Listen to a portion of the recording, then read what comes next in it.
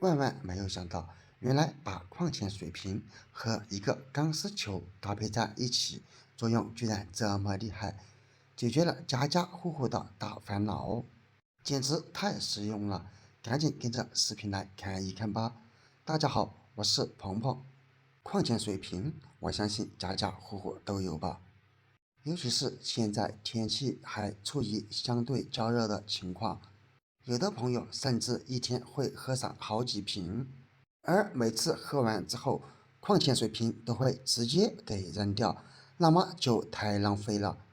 你可能并不知道，矿泉水瓶其实在生活当中有很多的妙用哦。而钢丝球也是我们家家户户的清洁工具，基本上都是用来洗碗、刷锅用的。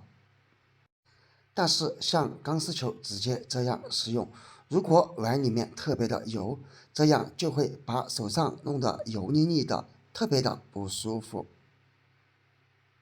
并且每次用完钢丝球之后，如果钢丝球不清洗干净或者不弄干水，那么还会散发出大量的异味。也有很多朋友每次用完直接扔在洗碗池或者放在洗碗池一旁，其实这样是非常难以把里面的水分沥干净，从而导致散发出异味。而今天我们就要把矿泉水瓶和钢丝球搭配在一起来使用，而到底是怎么做的呢？别走开，我们一起来看一看吧。首先，我们需要先把矿泉水瓶子大概从这个位置给它剪开，剪的时候一定要小心，千万不要伤到手哦。如果你觉得不好剪，那么可以先用刀给它割一个口子，再来剪，就能轻轻松松的给它剪开了。剪出一个小孔过后，我们再沿着这个位置一直剪，把矿泉水瓶上半部分给它剪下来，大概这个样子即可。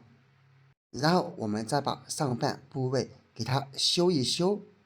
大小根据我们钢丝球大小而定。像这个钢丝球它比较小，因此我们保留的部分也相对小一点。反之，如果是大型钢丝球，那我们剪的过程当中就给它保留大半部分，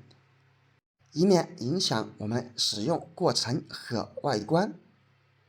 现在已经修剪好，但是我们还有下一步操作。我们可以拿起来看一看，剪过的切面其实并不平滑，而且还有毛刺儿，非常容易划伤手。因此，我们可以用火稍微烤一烤，火不要太大，否则矿泉水瓶就会被烧变形，那样就功亏一篑了。像这样就已经处理好。然后我们先把上面的矿泉水瓶盖给它拧下来，然后我们需要在矿泉水瓶上面给它钻上两个小孔，这样有利于我们后面操作。这里最好用一把剪刀，不要太过用力，否则矿泉水瓶盖就会弄报废。亲爱的朋友们，视频都已经看到这里了，制作视频不容易。如果你觉得还不错，那么就请用你发财的手给我点一个赞吧，因为你的每一个点赞都是对我最大的支持和鼓励，谢谢。现在一个孔已经穿好，然后我们再来钻另一个孔，可以看见，通过这种方法钻出来的孔，看起来还是非常的圆润的，也比较美观好看。最后，我们就得到了一个这样的矿泉水瓶盖，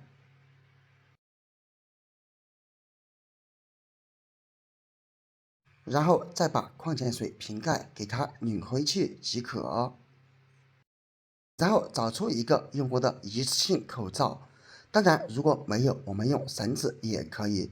但个人认为一次性口罩最好，因为上面的耳挂绳它弹力非常好。我们把耳挂绳给它剪下来，接下来我们再把两根耳挂绳给它连接在一起。打一个死结即可。然后找出之前的钢丝球，咱们再把耳挂绳分别从钢丝球的两端这样穿过来，然后稍微拉紧一些，最后再打上一个结，防止在使用过程当中掉落而引起麻烦。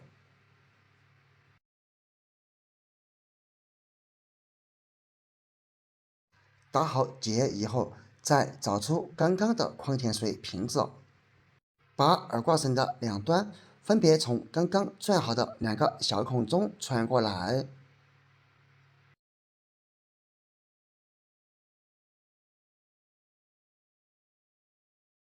然后稍微用力拉紧，最后再次打一个结来固定矿泉水瓶子和耳挂绳。通过这种打结方法来固定，我们无论怎样使用，只要耳挂绳不断掉，那么就不会出现脱落的情况哦。最后在末端也打一个结就可以了。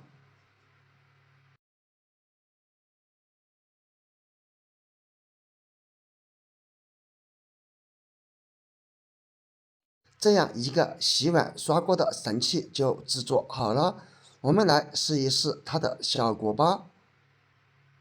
比如说，我们需要洗碗刷锅的时候，无论里面有没有油脂，我们用这样制作出来的刷碗神器来洗，再也不用担心把手上弄得油腻腻的，而且洗了之后也非常的干净方便。当然了，在这里建议朋友们洗电饭煲的时候，建议不要使用钢丝球哦，这样是很容易把里面的保护层给它刷坏哦。而用完之后，我们可以把钢丝球给它悬挂起来，我们可以直接给它挂在水龙头上面，或者挂钩上面都是可以的，并且通过这样的悬挂方法，钢丝球上面的水分也非常容易的滴落，